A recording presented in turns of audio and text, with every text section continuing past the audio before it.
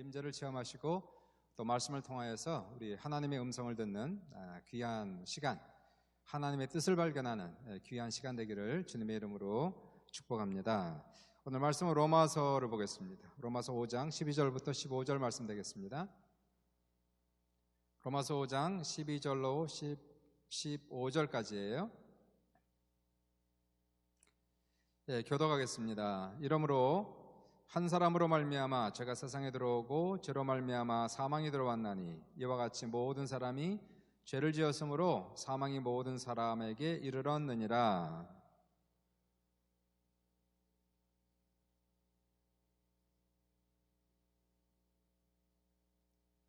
그러나 아담으로부터 모세까지 아담의 범죄와 같은 죄를 짓지 아니한 자들까지도 사망이 왕노릇하였나니 아담은 오실 자의 모형이라.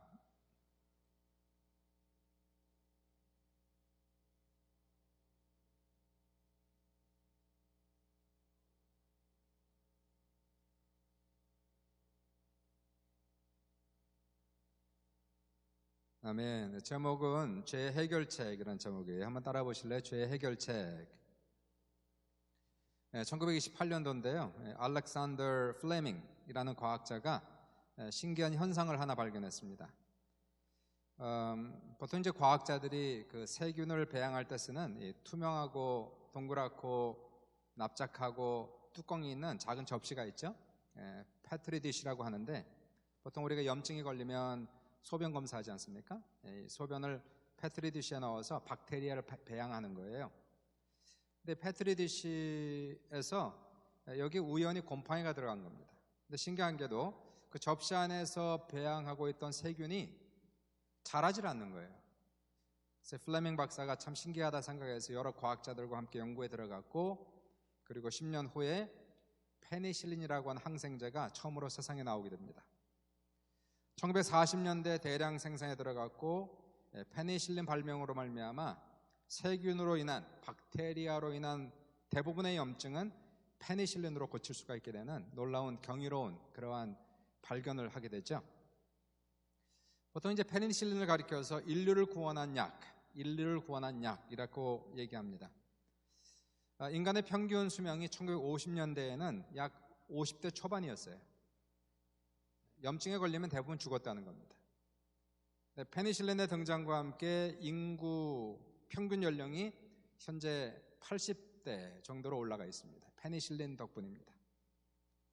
페니실린이 없었다면 수많은 사람이 죽었을 것이고 아마도 현재 인구수의 절반 이하일 것이다. 그렇게 보통 얘기를 해요. 그러니까 인류의 역사를 바꾼 사건 몇 개를 뽑으라 그러면은 인터넷 발명과 함께 꼭 들어가는 것, 페니실린의 발명, 반드시 나오는 인간의 경이로운 발견 중에 하나입니다. 그런데요, 이 바이러스와 박테리아는 틀려요. 이번 이 코로나 바이러스 때문에 참 많이 이렇게 인터넷도 보게 되면서 커먼 센스가 많이 올라갔어요. 상식이 많이 올라갔습니다. 박테리아로 인한 염증은 페니실린 또는 항생제로 치료가 가능한데 바이러스는 안 됩니다. 이 박테리아는 보통 이렇게 독립된 하나의 세포로 이루어진 생물이다 이렇게 얘기할 수 있어요. living organism입니다. 먹이만 있으면 어디서든지 살 수 있고 스스로 번식할 수 있는 것이 박테리아죠. 그래서 이 박테리아가 일으키는 질병은 보통 식중독이라든가 콜레라, 파상풍, 결핵 이런 것들이 박테리아가 일으키는 질병에 들어가고요. 반면에 바이러스는 박테리아의 1000분의 1밖에 되지 않는 작은 그런 건데요. 얘는 생물이라고 얘기할 수가 없어요. 중간에 DNA가 아니라 RNA라는 핵이 있고, 그리고 그 핵을 단백질로 싸고 있는 그러한 아주 단순한 그러한 오르가니즘이다 얘기할 수 있어요. 바이러스는 박테리아와 틀리게 스스로 증식할 수 없고 반드시 다른 생물체의 세포를 숙조로 삼아야만, 기생하는 거죠. 기생해야만 존재할 수가 있게 되고 또한 증식할 수가 있게 됩니다. 바이러스로 인해 발생하는 병이 있다면 인플루엔자, 독감, 에볼라, 에이즈라고 하는 HIV, SARS, MERS, COVID-19 이런 것들이 바이러스가 가지고 오는 그러한 질병이라고 얘기할 수 있어요. 세균은 박테리아는 항생제로 치료가 되는데 바이러스는 항생제로 치료가 안 돼요. 이거는 백신이 필요합니다. 백신 또는 항바이러스 이렇게 얘기하죠. 문제는 뭐냐면 바이러스는요, 구조가 간단해서 변종이 잘 된다는 거예요. 그러니까 변종된 바이러스는 이전에 다른 백신이 있다 할지라도, 다른 바이러스는 치료했다 할지라도 변종된 바이러스는 기존에 있었던 백신으로 치료가 안 되는 거예요. 새로운 백신을 또 발견을 해야 됩니다. 지금 현재 세계적으로 지금 어려움을 당하고 있는 코로나19 사태를 위해서 지금 온 전 세계가 이 치료제, 백신을 개발하기 위해서 전력 투구를 지금 하고 있어요. 미국에서는 그전 뉴스 들으니까 길리아드 회사에서 발명한 레미디시어라고 하는 레미디비어라고 하는 원래 있었던 약이 말라리아 약을 알고 있습니다. 이 약이 코로나19에 효과적이라고 발표가 나왔어요. 엊그저께 나온 발표인데 근데 확실하게 증명된 치료제라고 아직 알 수가 없습니다. 지금 그런 정도예요. 코로나 사태가 지금 6주째죠. 6주가 넘었어요. 전 몇 주는 좀 괜찮았는데요. 여러분 어떠세요? 괜찮습니까? 살만합니까? 시간이 지나갈수록 사람들이 조금씩 피곤해하는 것 같아요. 또 5월이 되고 날씨가 좋아졌잖아요. 하이파크는 문 닫았다고 그러는데 벚꽃 놀이가 한참일 이때에 문을 닫았어요. 날씨가 좋아지면서 나가고 싶은데 몸은 더 찌뿌둥해지고, 골프하는 사람은 골프도 지금 못 나가고, 얼마나 나가고 싶겠어요. 이 날씨는 좋아지는데. 또 경제가 중요하잖아요. 온타리오 정부는 물론 방역도 중요한데 이 경제가 망가지면 또 엄청난 문제가 생기니까, 근데 내일부터라도 아주 소수의 사업에 대해서만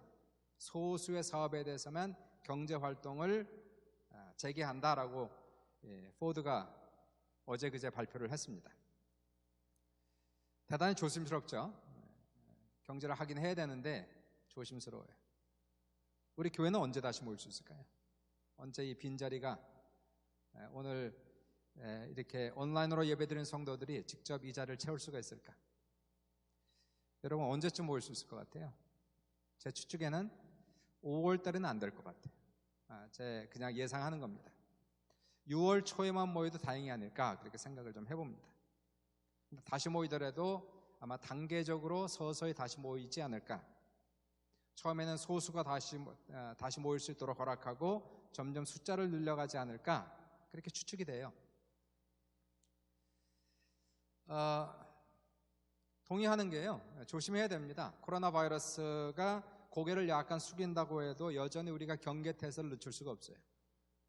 WHO에서는 아직도 이것을 전 세계적 위기 상태 그렇게 얘기하고 있죠. 더 나아가서 이번 겨울이나 이제 가을철에 이제 또 독감이 오지 않습니까? 독감과 함께 이 코로나 바이러스가 없어진 게 아니니까 그때 다시 제2차 팬데믹으로 올 수 있다 이렇게 가능성까지 얘기하니까, 만약 그렇다면 정말 큰일입니다. 1918년도에 스페니쉬 플루가 그랬거든요. 3번 왔어요. 3번. 두 번째가 제일 컸습니다. 코로나19는 그렇지 않기를 소원하는데요. 백신이 발명돼야 되잖아요. 근데 내년 봄까지는 불가능해요. 그때까지는 설사 우리가 경제를 다시 재개한다 할지라도, 교회에서 다시 모인다 할지라도 우리의 삶이, 또 교회 생활도 마찬가지고 완전히 정상화되기는 어려울 것 같습니다. 그래서 New Normal이라고 얘기해요. 새로운 정상이다 이렇게 얘기하는데, 그 이전과 같은 그러한 정상이 아니라 옛날에 우리가 누렸던 그러한 정상과는 틀린 새롭게 만들어진 정상적인 생활에 우리가 적응을 해야 될 거다 이렇게 얘기를 합니다. 지난 금요일 날 당회를 해서 그래서 여기에 대해서도 우리가 논의를 좀 했어요. 앞으로 우리 교회가 소수라도 다시 모일 수 있을 때에 준비를 해야 되지 않습니까? 그래서 교회는 손 세척제하고 마스크를 준비하고, 이 앉는 자리도 서로 띄어서 앉을 수 있도록 지정 자리를 만들어야 될 것이고요. 아마 당분간 악수하는 것도 자제해야 될 것이고, 또 주일 친교도 당장은 시작하기 어렵고 상황을 봐가면서 서서히 조금씩 우리가 풀어나가야 되는 것이 교회 상황이고요. 특별히 우리가 이제 연세가 많으신 분들 감염되지 않도록 특별히 조심해야 되지 않습니까? 서로 조심하면서 서로를 지켜줘야 되는 그런 상황입니다.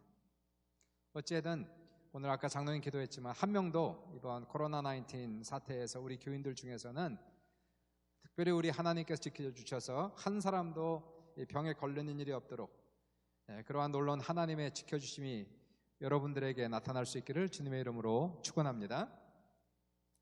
저는요 이 코로나19을 보면서 지금 벌써 몇 주째인데요, 코로나19 사태를 보면서 오늘 본문 말씀을 좀 생각을 해봤어요. 코로나19 속에서 코로나 바이러스하고 아주 비슷한 것을 발견했습니다. 코로나 바이러스하고 비슷한 게 뭐가 있을까요? 죄하고 비슷하다, 저는 그렇게 생각합니다. 생각해 보세요. 역병이 우한성에서 시작했지 않습니까? 한 사람한테 시작한 거예요. 4개월밖에 되지 않았어요. 딱 4개월 만에 현재 340만 명이 감염됐어요. 통계 들어가지 않은 사람들까지 포함한다면 제 추산에는 400만 명이 넘게 감염이 되어 있습니다. 전 세계 213국에 환자가 생겼는데 북극과 남극을 빼고는 전염되지 않은 나라가 없다는 거예요. 치사율이 7%가 넘어요. 프랑스는 치사율이 18.9%고 영국은 치사율이 15.4%입니다. 걱정스러운 것은 만약에 앞으로 인도 또는 아프리카 이러한 나라들에서 질병 통제가 되지 않으면 WHO에서도 최악을 생각하고 있지만은 감염자 숫자는 1억 명도 넘을 수 있습니다. 이게 코로나 바이러스 19인데 코로나 19보다 더 무서운 바이러스가 하나가 있어요. 뭘까요? SARS가 아니고 SIN이라고 하는 죄 바이러스를 얘기하는 거예요. 12절을 보시니까 10절에 사도 바울이 이렇게 쓰고 있습니다. 그러므로 한 사람으로 말미암아 죄가 세상에 들어오고 죄로 말미암아 사망이 들어왔나니 이와 같이 모든 사람이 죄를 지었으므로 사망이 모든 사람에게 이르렀느니라.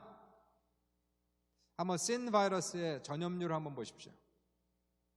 아담 한 사람의 죄로 인해 죄가 세상에 들어오고 모든 사람이 죄를 지었다, 이렇게 얘기하고 있어요. 그러면 죄의 전염률은 몇 퍼센트다? 100%라고 얘기하는 거예요.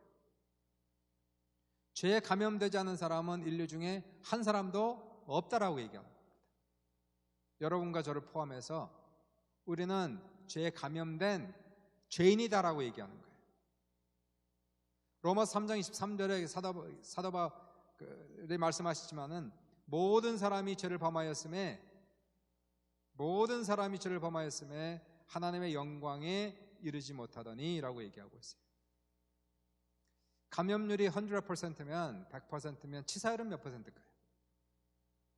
SARS는 치사율이 9%, 메르스는 치사율이 38%, 코비드-19는 치사율이 7.1%, 에볼라는 치사율이 50%예요. 죄의 치사율은 몇 퍼센트일까요? 죄의 삭은 아까 장로님께서 기도하셨지만 죄의 삭은 사망이다라고 얘기해요. 치사율을 얘기하는 겁니다. 오늘 본문을 보시니까 모든 사람이 죄를 지었으므로 사망이 모든 사람에게 이르렀느니라. 그럼 죄의 전염률은 100%고 죄의 치사율도 100%다 얘기하는 거예요. 죄 바이러스가 들어가면 질병이니까요, 병입니다. 마치 코로나 바이러스 19이 질병이듯이 죄도 바이러스라면 이것도 질병이란 말이에요. 영적 병이란 말이에요. 증상이 있겠죠? 죄가 들어가면 어떠한 증상이 나타날까요? 코비드-19이 들어가면 열이 나고 마른 기침이 나고 호흡이 곤란해지고 그러면 코비드-19일 가능성이 많이 있어요. 며칠 전에 누가 카톡을 보내주셨어요. 그래서 사실 확인을 했지요. 요즘은 사실 확인을 반드시 해야 됩니다.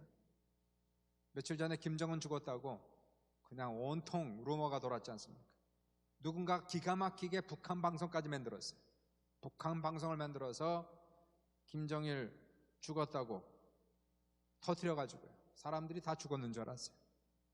잘 살아있잖아요, 지금. 하여튼 요즘에 페이크 뉴스가 너무 많아요. 인터넷에 떠돌아다니는 뉴스는 확인하기 전엔 믿지 말아야 됩니다. 그래서 확인했지요. 제가 확인한 뉴스는 4월 27일자 LA 중앙일보에 나온 글이었어요. 한 달 반 전에 LA는 산행 회원들이죠. 4사람이 한 차로 모처럼 산에 올라갔다는 거예요. 4사람이니까 아마 두 부부인 것 같아요. LA는 3월 달 정도 아주 화창한 봄 날씨를 즐기고 차 안에서 재미있게 4사람이 대화하고 맛있게 식사하고 그리고 돌아왔는데, 돌아오고 나서 며칠 후에 1사람, 2사람 증세가 나타나더니 고열이 나고 코가 막히고 목이 아프고 가슴이 답답해지고, 급기야는 4명 중에 가장 젊은 50대 여성 회원이 죽고 나머지 3명도 지금 중증에 시달리고 있다, 그렇게 글이 올라왔더라고요. 코로나 바이러스 19의 증상이 있습니다.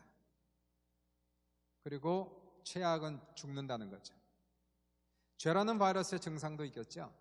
죄라는 바이러스가 우리 몸에 들어가면 고열은 나지 않는데 마음이 하나님을 떠나 오히려 식어집니다. 기침은 하지 않는데 세상을 사랑하고 영적인 일에 관심이 없어집니다. 호흡은 곤란하지 않은데 마음의 평안이 사라지고 불안해집니다. 죄 바이러스가 들어가 중증으로 가면 세상에 살 소망이 사라지고 슬픔과 고통이 가득해집니다. 사는 것보다 죽는 것이 더 낫다는 생각이 굴뚝 같아집니다. 이게 죄 바이러스의 증상이에요. 죄라는 놈은요, 코로나 바이러스만큼이나 아니 더 교묘해서 변종을 잘해요. 분명히 아담의 죄는 하나였습니다. 하나님 앞에 불순종하여 선악과를 먹은 것이었어요. 시간이 지나가면서 죄가 변종했어요. 발전했어요. 로마서 1장 28절로 31절 보시니까 그들이 마음에 하나님 두기를 싫어하며, 죄죠. 죄 바이러스예요. 죄 바이러스가 들어가면 하나님을 마음에 두기를 싫어한단 말이에요. 그들이 마음에 하나님 두기를 싫어하며 하나님께서 그들을 그 상실한 마음대로 내버려 두사 합당하지 못한 일을 하게 하셨으니 곧 모든 불의, 추악, 탐욕, 악의가 가득한 자요, 시기, 살인, 분쟁, 사기, 악독이 가득한 자요, 수군수군하는 자요, 비방하는 자요, 하나님께서 미워하시는 자요, 능욕하는 자요, 교만한 자요, 자랑하는 자요, 악을 도모하는 자요, 부모를 거역하는 자요, 우매한 자요, 배약하는 자요, 무정한 자요, 무자비한 자라. 지금 뭔 얘기를 하는 겁니까? 한 가지 죄가 이렇게 가지를 쳤다는 거예요. 죄가 이렇게 변종했다는 거예요. 발전했다는 거예요. 한 가지 죄가 엄청나게 다른 종류의 죄로 이것이 계속 evolve 해 나갔다는 거예요. 자, 죄의 문제가 큽니다. 인류의 문제는 죄의 문제인데 죄를 치료할 수가 있을까? 죄에 대한 항생제나 백신은 있는 것인가? 있습니까? 없습니까? 있어요. 그게 13절이에요. 13절에 죄의 치료제를 하나님이 주셨어요. 13절 말씀하시기를 죄가 율법 있기 전에도 세상에 있었으나 율법이 없었을 때에는 죄를 죄로 여기지 아니하였느니라, 이렇게 말씀하죠. 쉽게 풀어볼게요. 중요한 단어가 율법이에요. 죄 문제를 해결하기 위해서 하나님께서 이스라엘 민족에게 뭘 주셨다고요? 율법을 주셨단 말이에요. 뭘 해결하기 위해서? 죄의 문제를 해결하기 위해서 율법을 주셨다는 거예요. 율법의 역할이 뭡니까? 13절 나오지만은 율법이 없을 때에는 죄가 죄인지를 모른다는 거예요. 뒤집어 말하면 죄를 죄라고 알려주는 것이 뭐라? 율법이란 말이에요. 알아야 면장도 한다고 우선 법을 알아야 지킬 거 아닙니까? 죄인지 알아야 죄를 범하지 않으려고 노력할 거 아닙니까? 율법이 하는 것은 우리에게 명명백백하게 흑과 백을 알려주고 죄가 무엇인지를 우리에게 알려주는 역할이 율법의 역할이었단 말이에요. 지난 수요일날 성경 공부 때에 이지연 전도사님이 대답을 잘해 주셨어요. 죄를 범치 않으려면 어떻게 해야 됩니까? 제가 이렇게 질문을 던졌더니 곰곰이 생각하더니 먼저 말씀을 알아야 됩니다. 이렇게 대답하. 말씀을 알아야 됩니다. 정답이었죠. 알아야 지키려고 할 거 아니에요. 법이 뭔지 알아야 지키죠. 모르면 못 지킨단 말이에요. 한번 여쭤볼게요. 토론토에서 주행 속도 사인이 없는 곳, 다 운전하시죠? 토론토에서 주행 속도 사인이 없는 곳은 몇 킬로까지 운전할 수 있을까요? 네? 토론토에서 주행 속도 사인이 없는 곳은 몇 킬로까지 운전할 수 있어요? 50km. 정답은 50km. 사인이 없다고 80km 달리면 합법입니까? 불법입니까? 불법이란 말이에요. 걸리면 벌금 먹습니다. 몰랐다고 하면 이유가 되질 못해요. 왜요? 그게 교통법규이기 때문에 그런 거예요. 그러니까 율법은 뭐 하는 겁니까? 법이라고 하는 것은 우리에게 무엇이 옳고 무엇이 틀리다는 것을 알려주는 역할이 법이란 말이에요. 율법은 우리 안에 있는 죄를 밝혀주는 것이에요. 그리고 내가 죄인임을 천명해 주는 것이에요. 하나님께서 이스라엘 민족의 죄를 해결하기 위해서 주신 것이 율법인데, 문제는 율법은 죄 문제를 해결하는 영구적 해결책이 아니다 하는 거예요. 그것은 우리의 죄를 치료할 수 있는 약이 아니다 하는 거예요. 완전한 약이 나올 때까지, 완전한 처방법이 나올 때까지 율법은 임시 방편, 임시 처방이었다는 거예요. 언제까지? 율법은 언제까지 효력이 있는 겁니까? 그러면 언제까지 효력이 있을까요? 성경은 뭐라고 얘기하고 있어요? 언제까지? 그리스도가 올 때까지 이렇게 얘기하는 거예요. 만약에 율법으로 우리 문제, 인생의 문제, 죄의 문제를 해결할 수 있었다면 하나님의 아들 예수 그리스도가 십자가의 고통을 구태여 당하지 않으셔도 될 것이었습니다. 율법으로 되지 않으니까, 율법으로 사람의 영혼을 구원할 수 없으니까, 율법으로 죄사함을 받을 수 없으니까, 그것이 정답이 아니니까, 완전한 해답이 아니니까, 오직 그의 죽으심으로만 해결되니까 하나님의 아들 예수 그리스도께서 우리의 죄의 문제를 해결하기 위하여 우리의 영혼을 구원하시기 위해서 하늘을 버리시고 이 땅에 내려오시고 고통을 당하시고 십자가에 죽으시고 물과 피를 쏟으셨단 말이에요. 14절에서 그래서 얘기합니다. 그러나 아담으로부터 모세까지 아담의 범죄와 같은 죄를 짓지 아니한 자들까지도 사망이 왕노릇하였나니 아담은 오실 자의 뭐라? 모형이라 라고 얘기하고 있어요. 타입 모형이란 말이에요.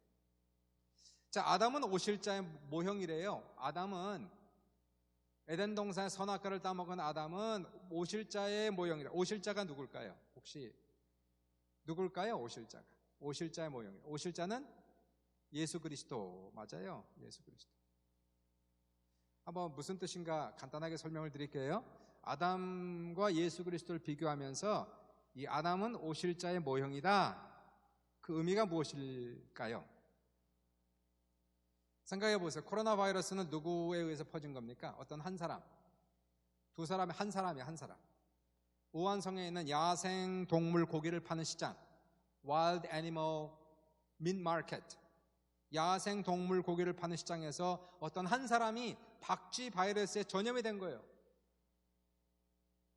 그 한 사람의 죄, 한 사람의 실수, 이 한 사람으로 말미암아 지금 몇 명이 400만 명이 고통을 당하고 있어요.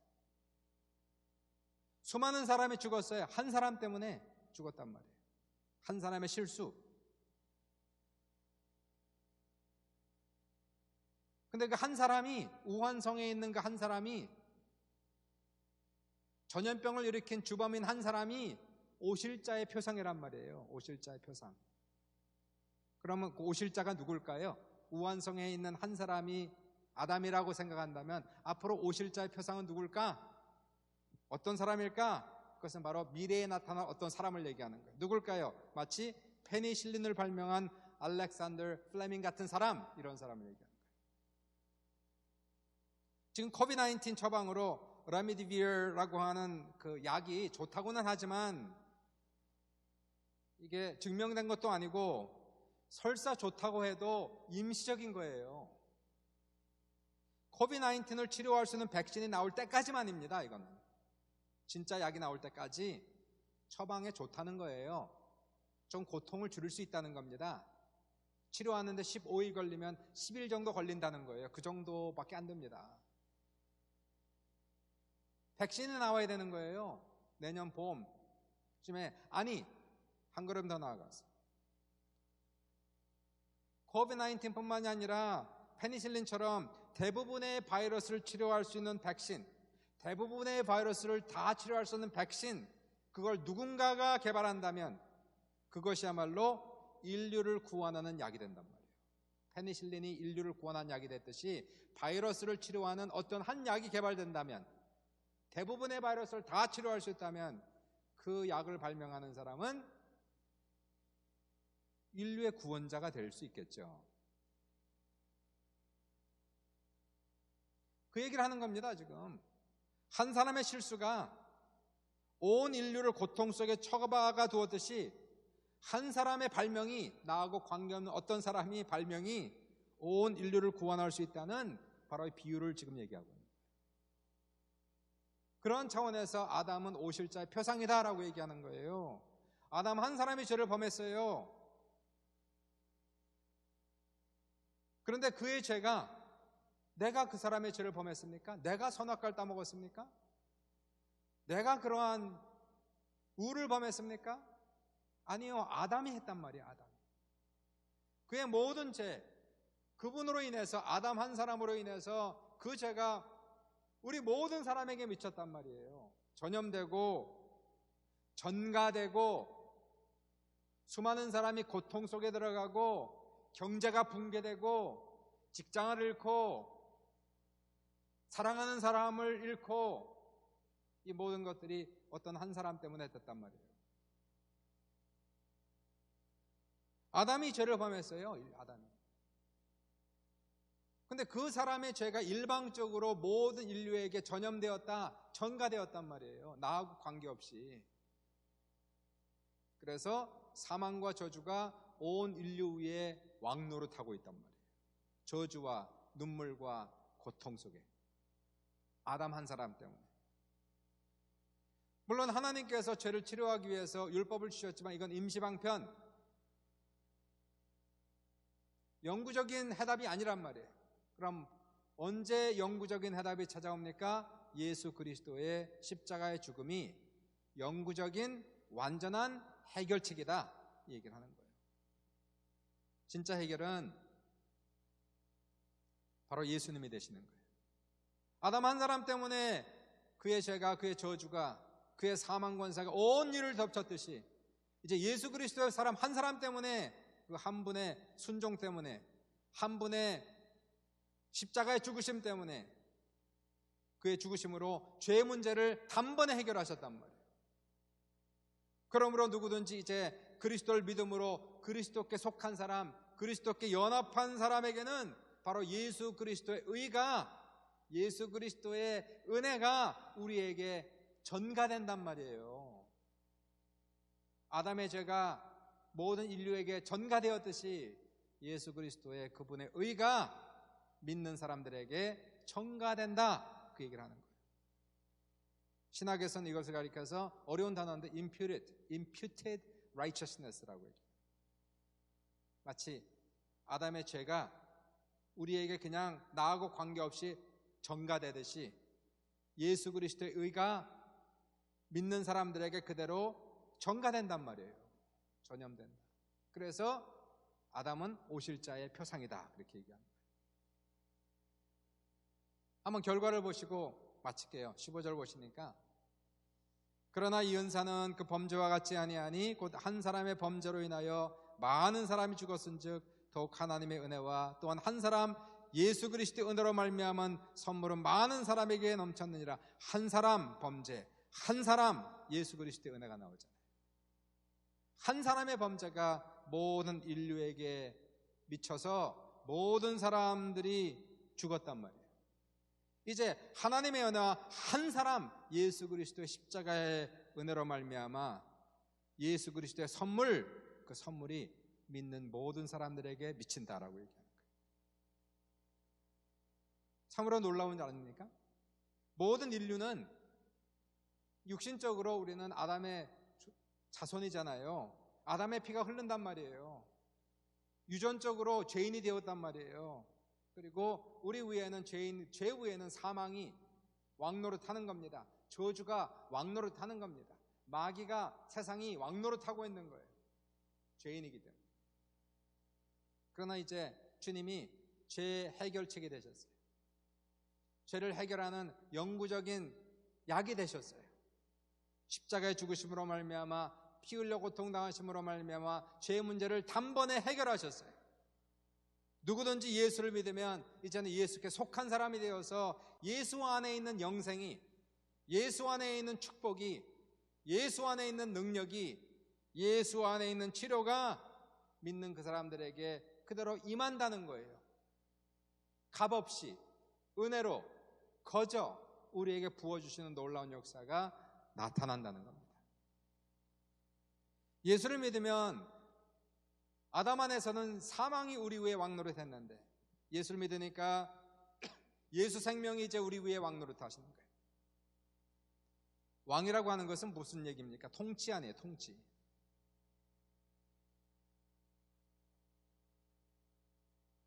통치하고 있단 말이에요. 우리 위에 주님의 은혜와 주의 생명이 우리를 지금 통치하고 계시는 거예요. 그의 은혜가 우리를 통치하십니다.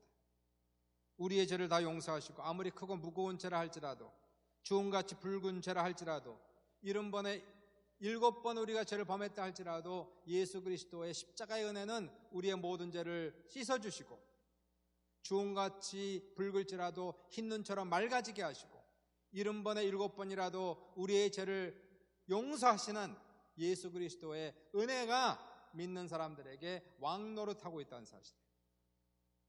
더 나아가서 이러한 사람들에게 하늘문이 열리는 겁니다. 우리는 저주 아래 있는 사람들이 아니에요. 율법의 저주, 죄악의 저주, 죄와 저주는 예수 그리스도 안에서 다 해결됐다는 거예요. Once for all. 단번에 주님이 다 가져가셨다는 것이에요. 예수 그리스도 안에 있는 자, 예수와 연합한 자에게는 바로 하늘문이 열리고 하나님의 은혜와 하나님의 능력과 하나님의 축복이 믿는 사람들에게 오늘도 일방적으로 주어지고 있다는 사실이에요. 값없이 은혜로 공짜로 바로 예수 한 사람 때문에 그렇다. 예수 생명이 오늘도 우리 교회에 여러분의 삶 속에 이 시간에 왕노릇하고 있다는 걸 믿으시길 주님의 이름으로 축원합니다. 저주가 없어요. 끝났어요. 어둠은 끝났어요. 사망은 끝났어요. 예수와 연합한 자에게 하나님의 놀라운 기적의 역사는 지금 이 시간에도 계속 진행 중이라는 사실 믿으시길 바랍니다. 그러므로 오늘 본문에서 얘기하는 거예요. 죄 해결책, 죄 처방약 하나밖에 없습니다. 예수 그리스도.